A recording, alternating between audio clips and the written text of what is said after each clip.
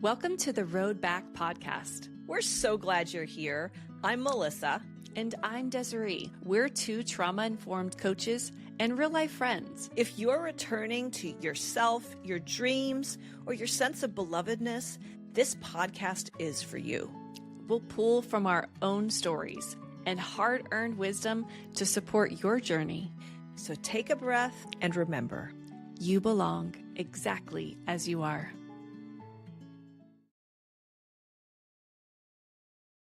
Welcome to the Road Back podcast. We're so glad you're here. We are very excited and also feeling lots of different feelings about today's topic. And so as we're exploring healing our identity, specifically healing our identity inside of our femininity, we noticed that though we've been on this journey of healing and we have so much to share, and we think it's such an important part to talk about with you, our listeners, in a lot of ways, healing is about restoring what was always ours. Not necessarily changing something or becoming something new, but going back and returning to the truest sense of our feminine identity. And so we are excited to break this down for you and share really vulnerably from our stories. We realized even in the lead up to starting today that there's a lot of layered nuance. We're two women who have been on our own healing journey for years, and we also haven't arrived at the final destination point. And so it was interesting, even in the prep of just unpacking of where the places of tenderness still lie, where the vulnerability still is, where we recognize we're still wrestling through some of this. So we come to you today as two women very much on our own journey. We've learned some things. We have some wisdom to share. We've had some really powerful breakthroughs, and we are still in the process of working out what this looks like in the larger context of faith and of our womanhood and our relationships in the body of Christ and all sorts of important topics. And so I'm excited to dive in and see where today's conversation leads us, because it feels like an important one. And both of us felt an invitation on today's conversation. Our hope and even our prayer would be that us sharing and opening up parts of our story would really speak to some other women out there who might see themselves in some of what we share today. Absolutely. What you shared about not having arrived somewhere, but that we're right there in the process, to me, that feels a really safe way. And I think it also speaks to some of the barriers we felt just thinking through what we were going to share. I think it really speaks to how much we've suppressed parts of our femininity, the trusting of what we know. And even as we relate, this has been our process. It's in process. We're in the middle of it. And we're not trying to say that we're experts, but we do have the right to honor our own story and what we know about our femininity. And so this is where we're sitting into that felt feeling of, we're going to go ahead and do this for ourselves as a way to honor and heal and restore in real time this true identity and belovedness of our feminine nature. So this is amazing. When you hear the phrase feminine identity, what does that mean to you personally? I naturally lean to a spiritual definition at first. I think of us being created in the image of God. And before labels, experiences, life happens, I think we are inherently created in God's image, and what he created, he called good. And so I see our feminine identity as a beautiful expression of so many aspects of God's character, beauty, his intuitiveness, a lot of his creativity. I personally love the fact that wisdom is personified as feminine in the Bible, because there's so many characteristics and things about God and the divine that are referred to in masculine terms. And I've always loved the expression of wisdoms. Obviously, men can embody wisdom, but I really, for a very long time, have been drawn to wisdom. I feel like wisdom is a beautiful expression of the nature of God. And I love the way that it is expressed through women. And so I would say that that is something that feels like part of my feminine identity, the nurturing aspects of my identity, the wife, mother role, the caregiver role. Those are some of the things that come to mind. Would you add anything to that? Anything that you think of that I have maybe left out? Yeah, well, I loved that you went to the origin of identity and understanding that identity, our belief is that we're found in the creator of the identity, in his own eyes, the reflection of who we are in him. And so I was just thinking about, as you were sharing that, whether you're male or female, part of embracing identity and my femininity has looked like allowing that all the parts of me can be good and can exist together. And I think what I'm hearing you say too is that feminine nature is very diverse. Yes. It's very multifaceted. Yes. And so it's not overemphasis of one and under of another. They all get to be present. And I think a lot of my healing is restoring that truth. Yeah. The soft parts, the Mhm. brave, powerful parts, Mhm. the wise parts, the intuitive parts, the parts that can get things done, the parts that have really big capacity to love a lot of people. They're all good and they're all welcome. Embracing them is embracing my femininity. So Mhm. yeah, that's what I would add based on what you were sharing. I love that, and I liked all the different facets and the fact that it can look so unique through each one of us, Yes. but still represent characteristics and the beauty and nature of God in those diverse expressions. Let me ask you, in the concept of femininity, and obviously it's a hot topic today, people have a lot of views on feminism, femininity, masculinity. What does it all mean? I'm curious to know from your story, how did your upbringing, your culture, your faith background, how did that shape your relationship with your feminine identity? Yeah, I think a lot of this is really, if you think of a child inside of a family unit, we really watch other women to learn what femininity is. And Yeah. so right away, I thought, oh, I could think of my grandmother and my mother and my aunts who had a big impact on my upbringing and how they served us food and the traditions of caring. And I think that that obviously impacted me. And with the spiritual lens, I became a Christian. I was 6 or 7, and so as I was learning from the family culture of church, that part and that role, I would say that one of the things that if I could tell a story to help you understand what I thought about my femininity, especially as it pertains to my sexuality, was that somehow I had to really control it. I had to really make sure that no one could ping into that energy and struggle with it. And I felt like there was such a burden culturally. I went to work for a Christian camp when I was 16 or 17 years old for my first summer job. And I was cleaning the food trays. And we were supposed to wear black pants and a white t shirt and a black apron.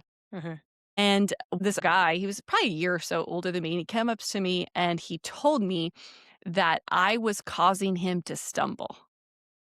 And the experience I had was utter self-rejection. I was overwhelmed with shame of how could I have done this to him? First and foremost, I was wearing an apron, but in my development as a human and my development in my sexuality and because of some other sexual trauma that I had earlier, I was primed for this belief. Mm.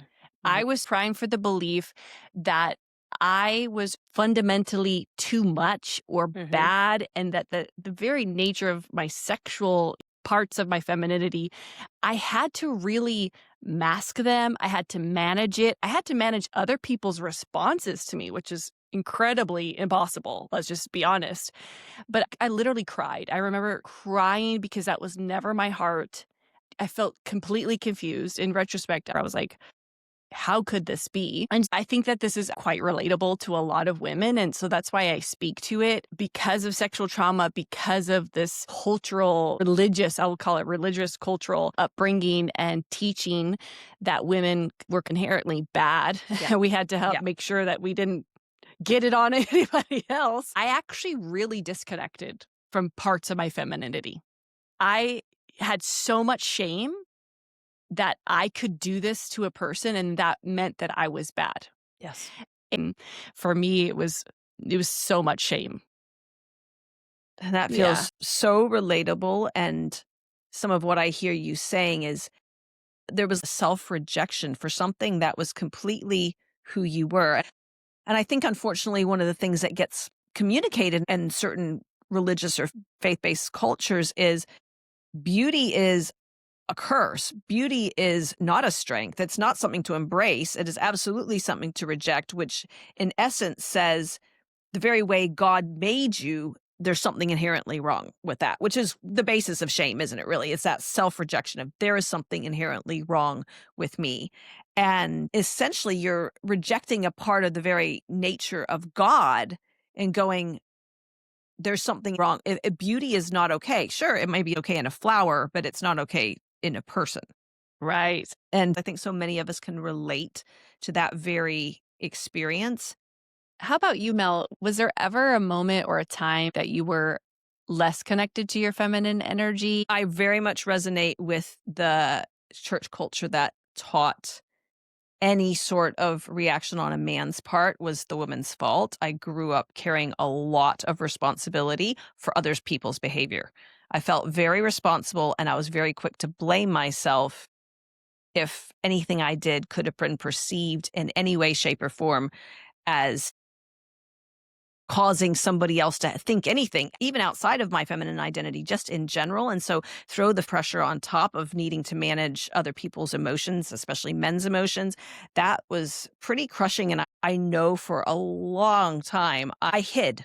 I felt like I hid. I did whatever I needed to do to shrink and not be too much. I was afraid of somehow inadvertently, like you said, you're wearing an apron, you're washing dishes, you're not thinking anything about how do I attract somebody's attention?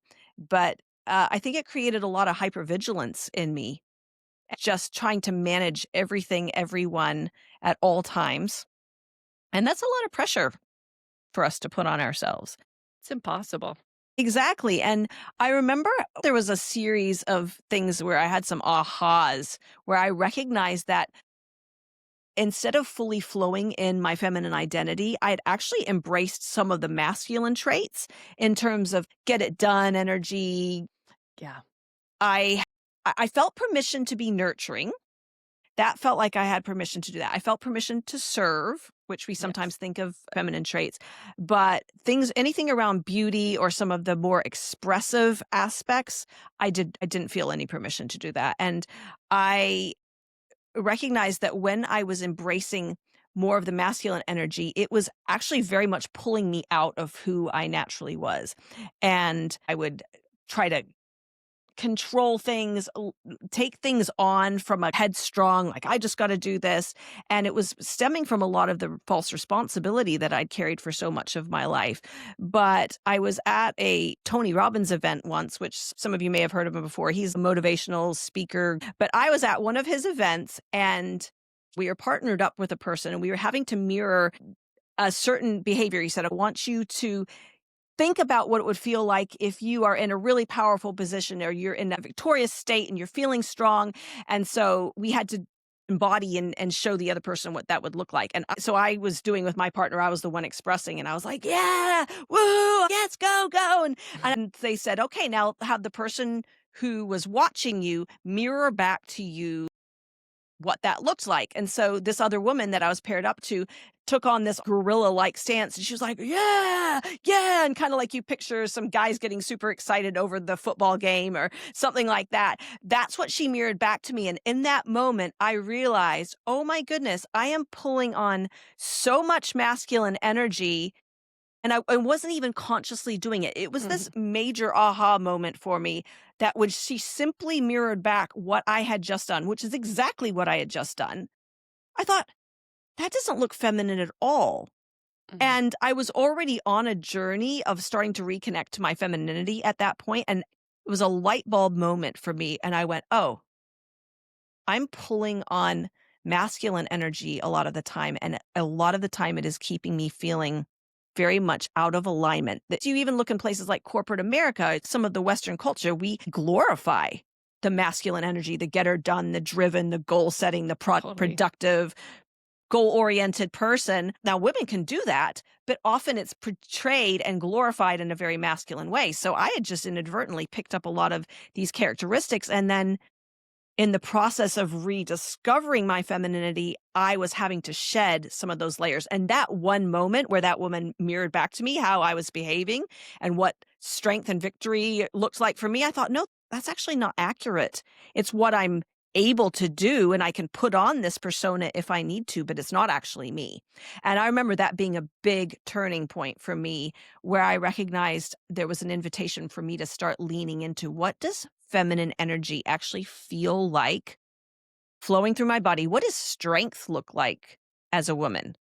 It's So good. actually not a gorilla stance, flexing my muscles and clenching my fists. I thought that's not me. And so I remember consciously thinking after that moment, I need to think about how I would express a sense of victory and strength in a way that feels like it's in flow with my feminine nature. It was one of those experiences that I'll never forget.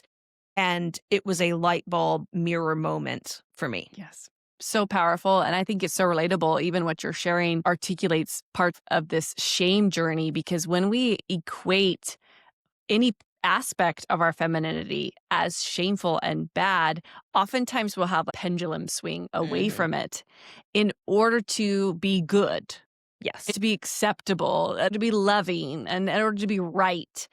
And what I'm hearing you say, and I feel like this feels true for part of my process, is actually anything that I'm rejecting or resisting inside my inherent identity, Mhm. whether it's my femininity, whether it's my wisdom, and whether it's my softness, whether it's my sexuality, any part, wholeness and identity really exists in what I can accept.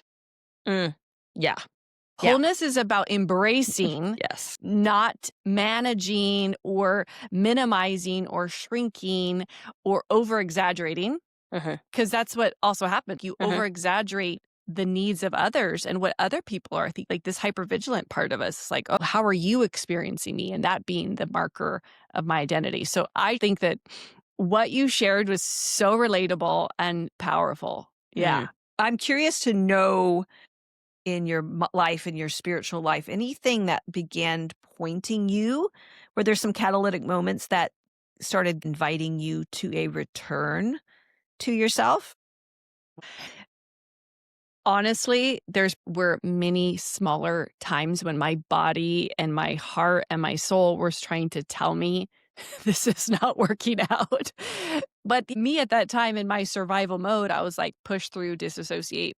But for me, I would say actually when I had my huge burnout in ministry and in life and a nervous system complete breakdown, what I would call a deep stripping season, that broke my ability to keep up with the status quo of how I was doing it. And I don't recommend it, but I also recommend it. Like, let's try to listen before we get to that point. But who knows? Maybe that was the way I needed to really disconnect because I just couldn't keep going the way I was going. I couldn't keep overcompensating, controlling how other people were reflecting, being so driven by that sense of whether or not they thought I was too much, too little, too much feminine, too little feminine. I mean, I could tell you stories and stories of ministry hoops that I tried to jump through. And this current version of me is like, mm-mm. But I did. They would literally say, because you're a woman, you need to do these things, which are Mhm. different than the standards for men. And I just did them and I Mhm. exhausted myself. I burnt out. And so, in a way, I think that when my body and my heart and my emotions and the way I had pushed through and lived out fragmented from my truest identity, when that stopped working, that helped me really return slowly, step by step, to the truth of me. Yeah. And what I really hear you saying is there came a point where it was just unbearable. It wasn't tenable. You couldn't continue the way it had always been. And when that stops working, there's that invitation to try something new, try something different. What Yeah. is going to work this time? Yeah. Yeah. Hmm. Mm. Story from my life that really was a catalyst that began me on the journey of reconnecting to my femininity was years ago. I was sitting with a mentor one day, and it was when my kids were really young, and I was in that toddler stage, a little overwhelmed, a lot going on, a lot of pressures. financial pressure, marriage pressure, I had really struggled to prioritize myself. I was learning about self-care, but there didn't feel like there was a lot of margin or space for it. And I remember sitting with a mentor one day and she said, "Melissa, I want you to go away and think about your needs." She said, "Do you know what your needs are?" And she even said to me, I don't want you to answer this question right now. I want you to go away and think about it. It's not just one of those off the cuff things." And so I went away and I thought about it. What are my needs? And it didn't come to me immediately because I was quite out of touch with my needs because I was so consumed with taking care of everybody else. And as I sat with the question, I remember the answer taking me by surprise. And the need that came up was beauty. I had a need for beauty. And I remember almost being baffled by it, but also it making so much sense at the same time. And when I say beauty, I don't mean hair, fashion, makeup. It wasn't that. Now that I look at it from this perspective, it was an invitation to reconnect to my femininity on a new level. I began to lean into the conversation of, okay, what does beauty look like for me? And around that same season, I remember sitting in a meeting one day and the person leading the meeting asked the question of the group, "What's beautiful to you?" Because when you tap into what is beautiful to you, you are going to inadvertently begin to tap into the purposes for why you're here. And so there were several conversations in that season where I recognized, okay, there is a key in beauty for me, and learning to reconnect to what is beautiful not only created a ripple effect of deeper healing in my own life, but it began to unlock other questions that I had been asking around what's my purpose? What's my destiny? And I recognized that beginning to create space for simple things that felt beautiful. It could be buying a candle at the supermarket and lighting it when I was doing work. It could have been buying a simple bouquet of flowers. It didn't have to be expensive. And like I said, for me, it wasn't all about the hair and makeup aspect, although I think that is part of it. Self-care is definitely part of it. Sometimes it might have been taking a bath with some Epsom salts, something like that. For years, I learned to dissociate from the beautiful parts of me. And by dissociating from the beautiful parts of me, I had rejected elements of beauty that God would have used to nourish my heart. Wow. And choosing to begin prioritizing the beauty again, especially when it didn't feel like I had time to Yeah. do it. It feels like a militant act at times to go, actually, I'm important and the things that are beautiful to me are important. Can feel so frivolous when you are in survival mode. It can feel so frivolous when you've been spending that time running on the hamster wheel of productivity and hustle, Yes. hustle, hustle, and trying to get things done. Beauty felt almost offensive of like, oh, how dare I take time to create something that's beautiful? Who's got time for that? And yet choosing to create space, it is so important to me. I actually wrote a book about it after I'd been to this Tony Robbins event and there's these experiences that had built up over a number of years. I wrote a book and I called it Fuel for Your Feminine Soul, Unlocking the Prophetic Power of Beauty. And it was Wow. all about reconnecting to not only what is beautiful to us, but reconnecting to the way that God has ordained and designed us to be from the beginning. And so it's something that feels very near and dear to my heart. It has been something that I've had to wrestle with and process. And I'm still on the journey. Like we started this podcast saying, I'm still on the journey of it, but it's no longer something that's up for negotiation. Creating spaces for beauty is something that now feels like part of my daily, weekly rhythm. I love what you're saying because when I'm hearing about the process to reconnect to beauty, it sounds a lot like honoring you and what's inside of you in context of your whole life.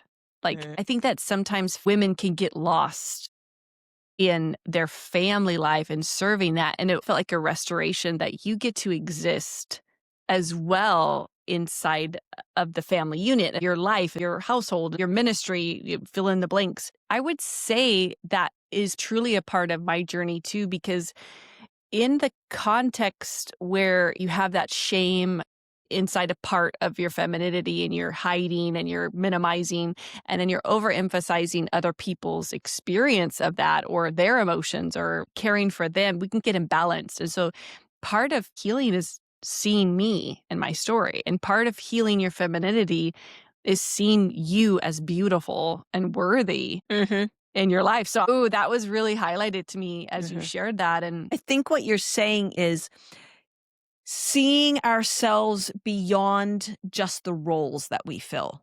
The wife, Mhm. the mom, the leader, the business owner. It's so much more than that. We encapsulate those things, but we're so much more than those things.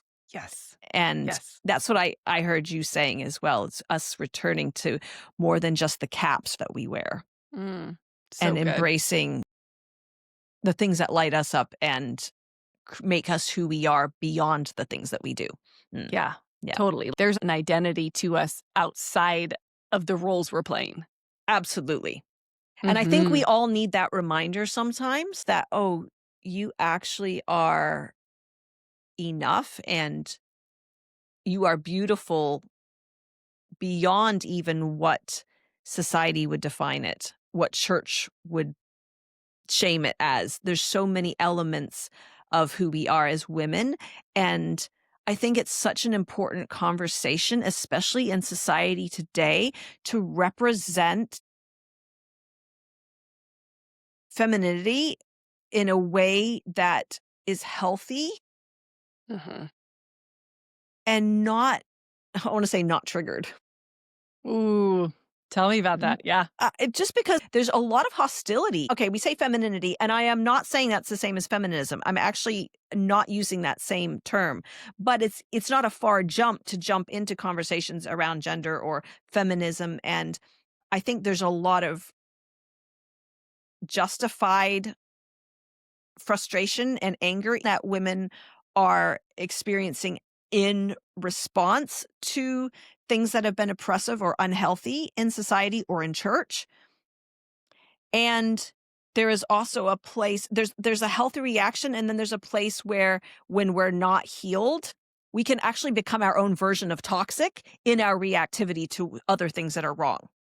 And so I think there's such a need for women who are in that healing process and learning to reclaim their voice and yet not then get loud from a place of offense, but use our voices from a place of I've done the work and I am doing the work. And so when I'm speaking, there's not, when you can hear when somebody's really bitter or they're really offended, and that's totally valid. I've been Totally. there. Hello, I've been the triggered, pissed off, Same. angry, Same. reactive person, and that's been a necessary part of my journey. I just don't want to camp out there. And I think that there's a real invitation for women to represent what kingdom femininity looks like because there's Mm, people out there crying out for healthy gender role mhm, models. mhm, And I think that there's a place for women who are moving through the healing process to reach back and say, hey, yeah, there's more. Yes, your anger is valid. Yes, your experience is very valid. I've been there. I still get mad sometimes. And I think there will be more times where there'll be more injustices that we have to face and we have to confront because it's right. But I can feel that my heart wants to find a place of healthy expression. And I don't always see healthy expression around me. mm-mm. And while it's valid, I don't wanna camp out there. Mm, Hmm. gosh, I so glad you said what you said because oftentimes we come into a discussion about femininity and we have an understanding of what that means already. And I felt like what you helped us see is your desire and your intention to narrate and to create this understanding of what we're trying to embody inside femininity that in its most healed version of itself is so secure and so authentic and so expansive and so grounded and so patient and also so wise, right? You spoke to this a little bit earlier, and I thought to myself, could we even have a podcast episode on femininity without talking about beauty? And you spoke to it this is such a big deal because I think there's such an emphasis on physical beauty. And it reminds me of what you just shared. Is like there can be an imbalance. There can be a pendulum swing, an overemphasis on I'm only loving myself if I get makeup on or da da da da da or get my hair done. And I mean, as someone who's aging, I think about this often. I'm like, am I only good if I don't have gray hair or if I only have gray hair? You know what I mean? If I let my white hair show. And I just think that part of this journey is really inviting each and every one of us into this deeper level of softening and accepting and being with ourselves and all that it means to be feminine. So sometimes it means me showing up with no makeup and dirty hair and all these things. And yes, I love that version of me. I love that I can be beautiful and show up this way. And the opposite can be true. So it's really about what I'm hearing you say too is it's not like a black or white expression of femininity. It's more of this grounded, rooted, really restored to our original design identity, which is, like we said, very multifaceted and in process. Yeah, I love the way you articulated that as well. Part of our heart behind this podcast is to create a space to have these conversations. What does it look like? And what does it look like in the process? What does it look like at different stages of healing? Because that changes over time as well. It's not going to look the same in 6 months or 6 years as to where we are now. Yep. And creating spaces where we don't throw the baby out with the bathwater and, okay, we've been hurt by churches, we've been hurt by religion, but in the process, we still are staying anchored in our relationship to God, even as we question some of the constructs that are very unhealthy within the church. How do we create safe spaces for those conversations? How do we have the conversations around our sexuality? How do we have the conversations around the processes that we're going as we age? How do we do it through a lens of unconditional love, a lens of kingdom, a lens of being grounded in a healthy foundation while asking hard questions, while holding the space? And like you said, there's so much space for the facets, for the different emotions, for all the things that are coming up. I'm excited to see how it unfolds the more we lean into these conversations. Same. I'm really excited. And I just feel deeply honored to share this space with you, Mel, and with each of the listeners that are connecting to their own stories, maybe a little, maybe a lot from what we're sharing. Is there anything that you would want to leave our listeners with as we end this episode? Anything you want to read us? Okay, so I want to read a section of my book from the chapter that was called Beauty and Shame. And I knew when I decided to write the book that there were a lot of ideas flying around of like, I could talk about this and I could talk about that. But I knew the beauty and shame thing was a non-negotiable for me because I know it has touched so many women. And I could feel the chapter just of like, people need to hear that they are not bad. And so I want to read a prayer that I wrote at the end. It was a message for your heart. And so I just encourage you, if you're listening, if you want to put your hand on your heart or you want to close your eyes, you just want to let these words wash over you. I wrote them from my heart and from a desire to see women step into wholeness. So here goes.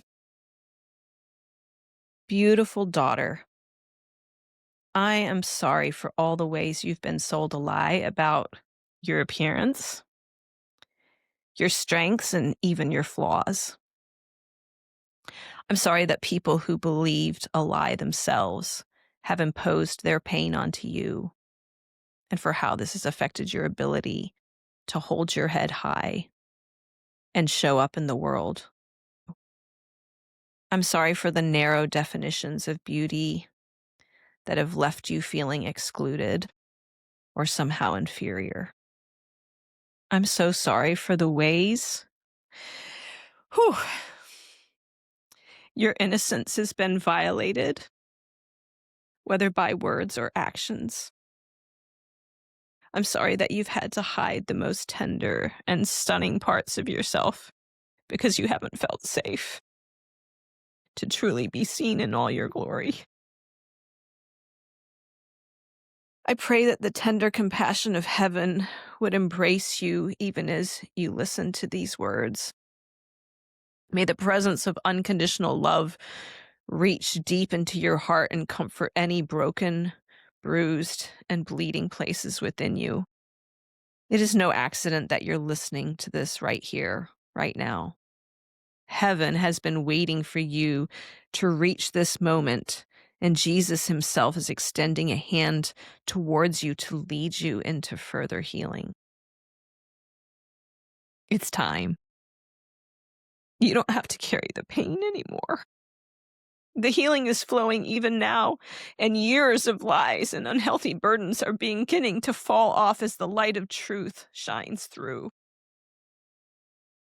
It's time for the hidden parts of your identity, your persona, your beauty to arise again. The parts that have been dead and buried, I call to you.